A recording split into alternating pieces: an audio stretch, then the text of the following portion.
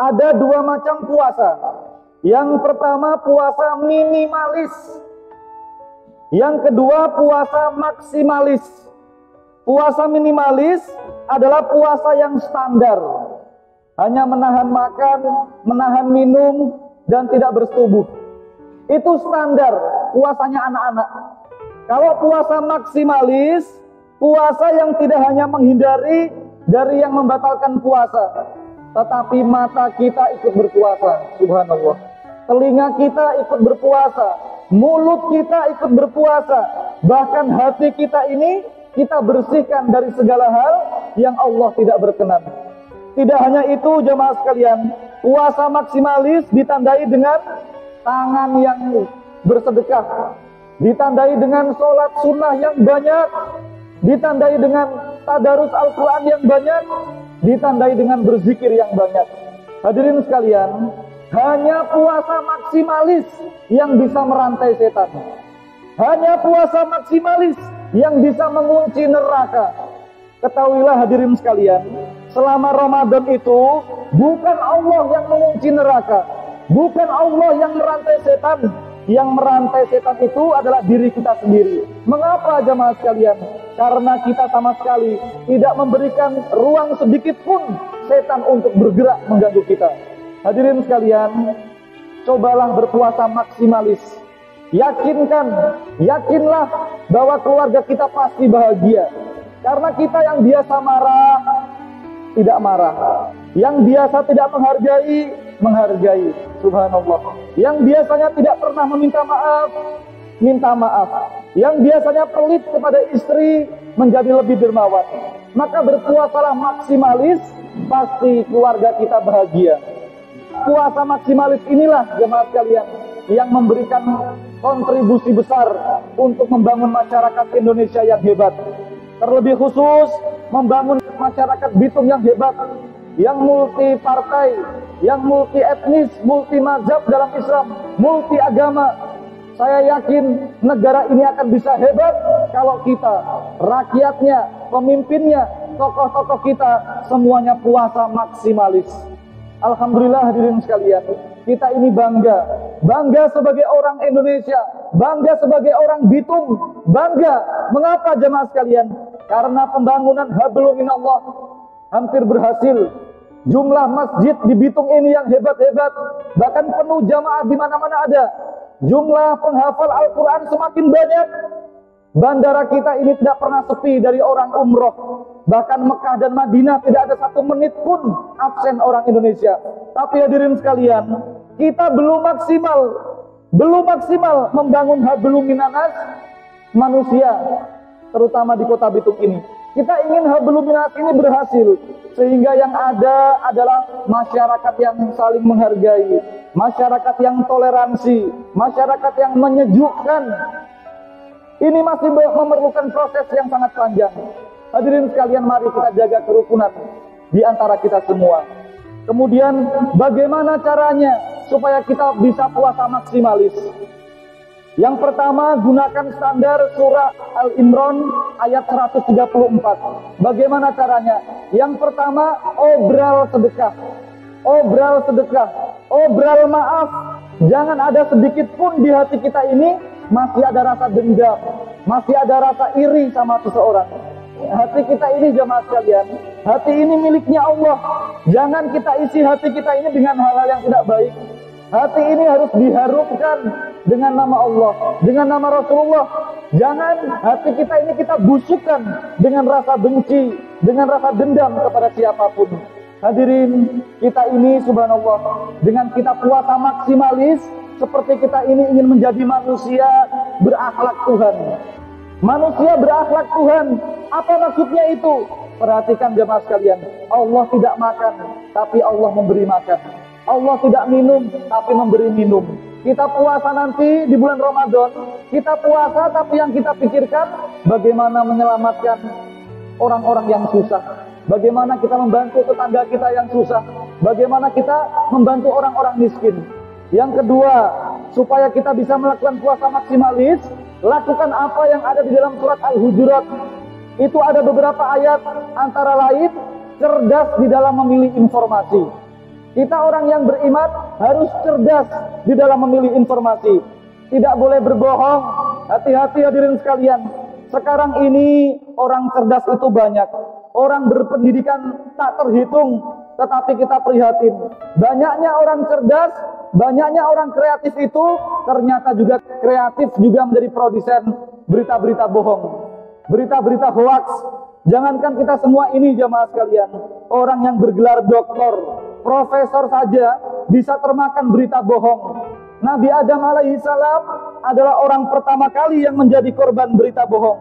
Lihat nanti di surat Al-A'raf ayat 22. Sehingga beliau harus keluar dari surga. Kalau kita masih memberikan gerak, memberikan ruang untuk beredarnya berita hoax, berita bohong, apalagi kalau kita ini masih melanjutkan men-share di grup-grup, mempercayai berita bohong, nanti suatu saat kita akan terusir dari surga dunia yang kita cita-citakan di Indonesia, khususnya di kota Bitung ini. Wahai produsen berita bohong, wahai pecinta berita bohong, wahai orang-orang yang men-share, membagi-bagikan berita bohong, tobatlah, tobat. Hari ini adalah hari yang terbaik untuk tobat. Gantilah kesibukan kita itu dengan mempelajari Al-Quran, dengan membaca sejarah Nabi, hadis-hadis Nabi, supaya kita semua menjadi orang-orang yang baik. Jamaah sekalian yang sangat saya hormati. Yang ketiga, puasa maksimalis itu ditandai dengan kata-kata yang dipilih adalah kata-kata yang merekatkan, bukan yang merenggangkan. Nanti pelajari surat Al-Hujurat ayat 9 dan 10.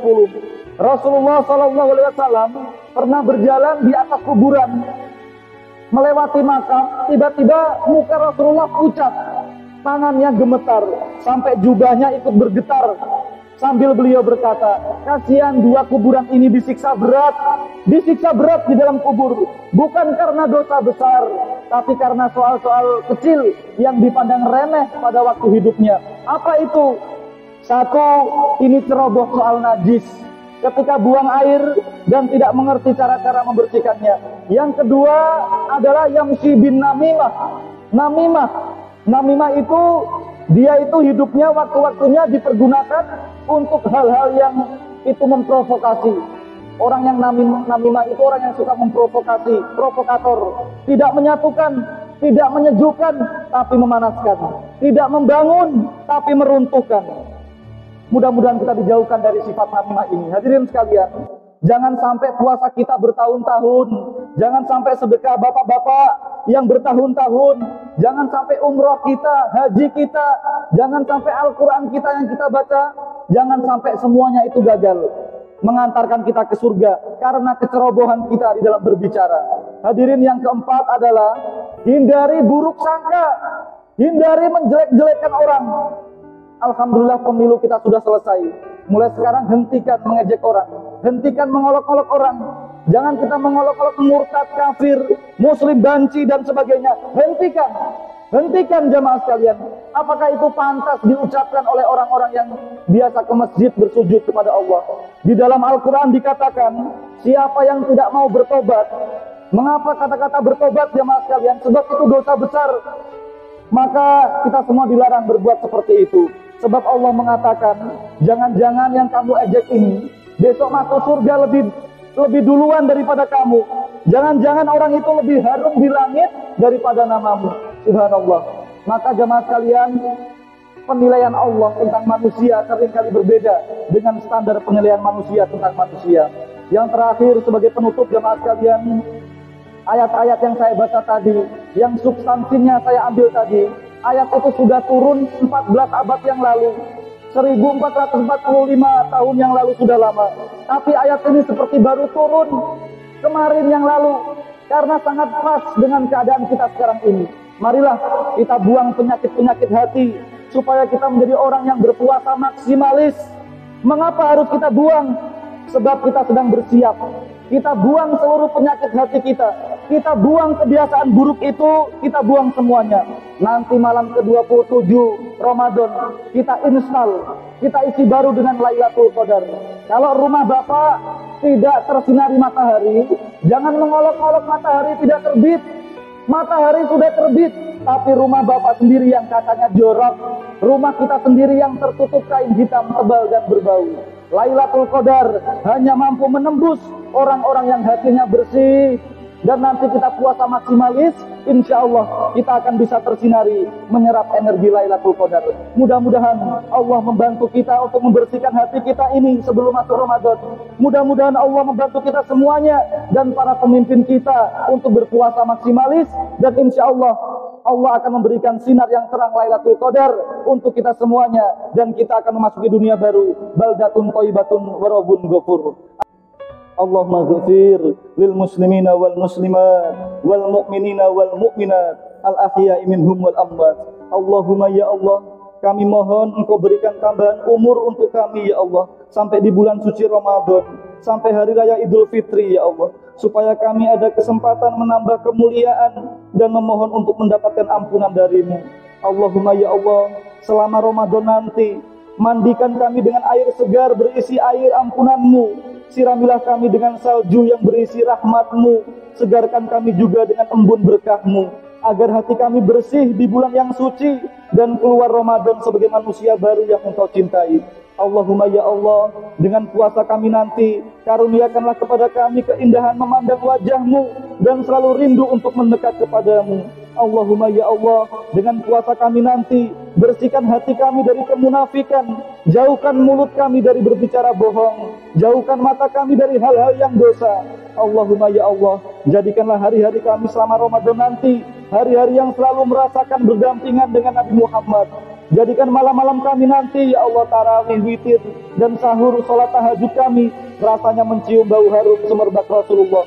Lembutkanlah hati kami ya Allah, satukanlah hati kami, jadikan kami menjadi orang-orang yang bersahabat. Hilangkanlah kesalahpahaman di antara kami. Bimbinglah kami semua, istri, suami, anak-anak kami menuju jalan keselamatan dunia akhirat. Rabbana atina fid dunya hasanah wa fil akhirati hasanah wa qina adzabannar. Walhamdulillahirabbil alamin.